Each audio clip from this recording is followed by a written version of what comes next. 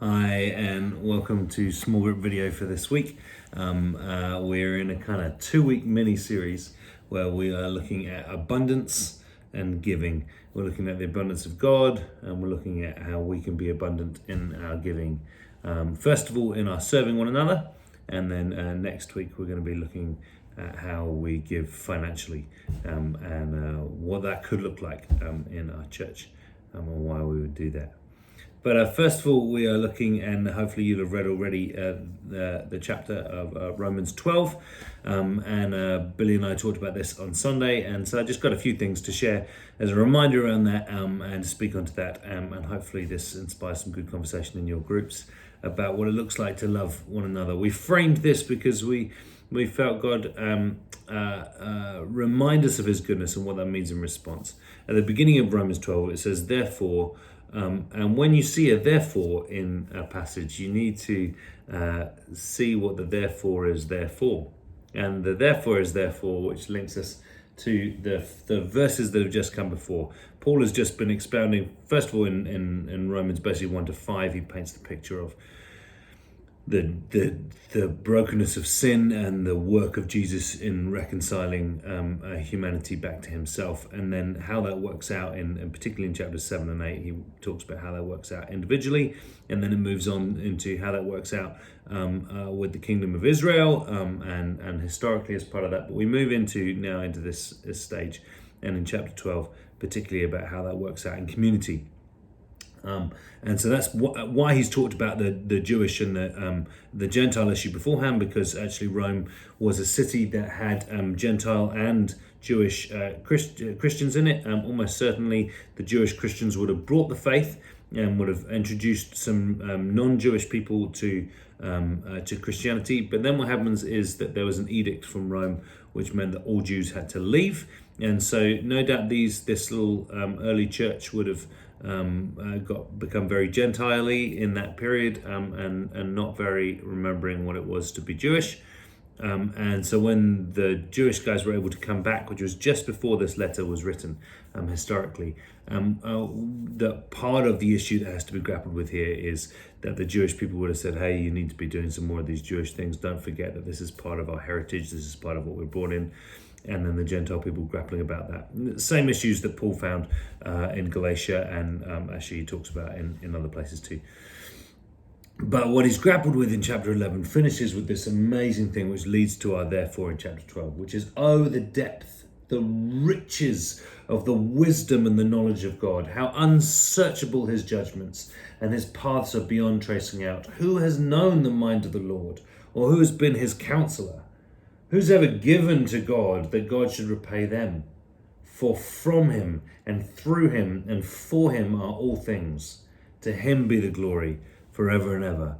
Amen. Therefore, so because of God's goodness, we are then invited into this position to offer our lives as a living sacrifice, holy and obedient to God. That's our spiritual act of worship, to offer what we've got, to offer who we are, to offer how that works out. And Billy talked about that there's 3 parts of Romans 12. The first, which is just clarifying that we are a body, we are a unit together. That whatever we're made up of in the first church in Rome's context was the Gentiles and the Jews, but we're made up of a whole much bigger bunch of groups of people and variety of people. And we've got to figure out how to be community and loving in that space. And so first of all, it talks about the fact that we are a body. And then secondly, it talks about the fact that we have different members and what that looks like. So that, for example, as Paul expands much more wider in his letter to the Corinthians, he talks about that the hand is very different than the ear, or the eye is different than the foot. And they form different functions, but they're still integrated. And the third part of Romans 12, which we kind of spent more of a chunk on, was about the fact that no matter what our function is, we're all called to serve and love one another. And so that led us into thinking about how we can serve one another in our church service and how we can be generous with that. Billy and I both shared a little bit about our family origins and how we grew up with chores and how we responded to that. And I'm sure you've got stories to share about your place in your family, or how maybe siblings did or didn't do chores, or what the impact was, or how your parents treated you about those things. That has a massive impact on how we serve. But I'd love you to move on after some discussion on that, to think about what it would look like to serve and love others. The abundance that this passage talks about is mirrored through the whole of the New Testament. I read out 44 times where it talks about one another, where we encourage one another, or spur one another in love, or serve one another, wash one another's feet, care for one another, greet each other with a kiss, or love one another, and love one another, and love one another, and love one another, and love one another, and love one another. And it goes on and on and on. Particularly, I was listening times off in 1 John, where it encourages us to do so. We want to be a family and a community and a church that serves and loves one another with a full abundance. As we sang on Sunday in our communion liturgy, we sang, "Were the whole realm of nature mine, that were an offering far too small. Love so amazing, so divine, demands my soul, my life, my all."